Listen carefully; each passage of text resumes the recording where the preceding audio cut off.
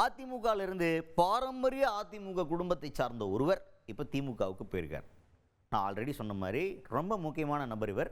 இவர் போயிருக்காரு, ஏன் போனாருன்னு இவர் சொன்ன கருத்து, இது எல்லாமே முக்கியமாக பார்க்கப்பட்டு இருக்கு இன்றைய அரசியல் களத்தில். யார் இவர்? அதிமுகவை சேர்ந்த முன்னாடி இருந்தார் மனோஜ் பாண்டியன் அவர்கள், இப்போ திமுகவில் சேர்த்துட்டார். சேர்ந்தன்னு சொன்னோன்னு அதிமுகவில் இருக்காருன்னு நினச்சிட போறீங்க. அதிமுகவிலிருந்து இப்போ திமுகவுக்கு மாறிய மனோஜ் பாண்டியன் அவர்கள், அவர் தான். இப்போ மாறினதுக்கப்புறமா அவர் கருத்து சொல்கிறார். மனோஜ் பாண்டியன் யார் அப்படின்னு தெரியாதவங்களுக்கு ஒரு இன்ஃபர்மேஷன். அதிமுகவில் ரொம்ப பாரம்பரியமான ஒரு தலைவராக இருந்த PH பாண்டியன் அவர்களுடைய மகன்.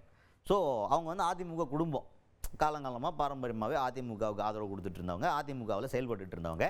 அப்பேற்பட்ட ஒரு குடும்பத்தில் இருக்கிற மனோஜ் பாண்டியன் அவர்கள் திமுகவில் போய் சேர்ந்துட்டார் அப்படிங்கிறது ஒரு ஷாக்கிங்கான நியூஸாக பார்க்கப்பட்டது. ஸோ அவர் என்ன சொல்கிறாரு அப்படிங்கிறத கேட்குறதுக்கு அரசியல் வட்டாரத்தை கூர்மையாக ஃபாலோ பண்ணிட்டு இருக்க எல்லாருமே தெரிஞ்சுக்கிட்டோம் அப்படின்னு சொல்லிட்டு அவர் வந்து எதிர்பார்த்துட்டு இருந்தாங்க. அவர் பேசியிருக்கார். என்ன சொல்கிறாரு அப்படின்னா, நாங்கள் அதிமுகவில் செயல்பட்டு இருந்தப்ப, குறிப்பாக புரட்சி தலைவர் அப்புறம் அம்மா இவங்கெல்லாம் இருந்த காலகட்டத்தில் இருந்த அதிமுக இப்போ இல்லை. அது வந்து பாஜகவுடைய கைப்பாவை மாதிரி மாறிப்போச்சு.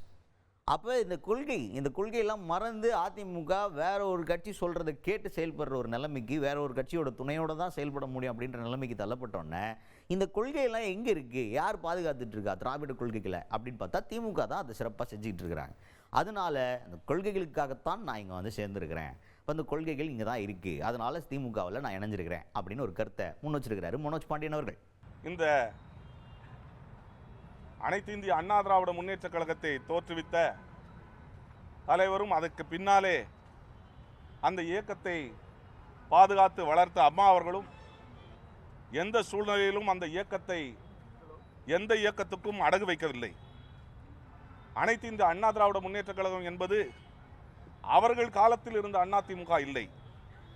இன்றைய அதிமுக என்பது வேறு ஒரு இயக்கத்தை நம்பி அந்த இயக்கத்தின் சொல்படிதான் நடக்கக்கூடிய ஒரு துர்பாக்கியமான சூழ்நிலை இருக்கின்ற காரணத்தினாலும்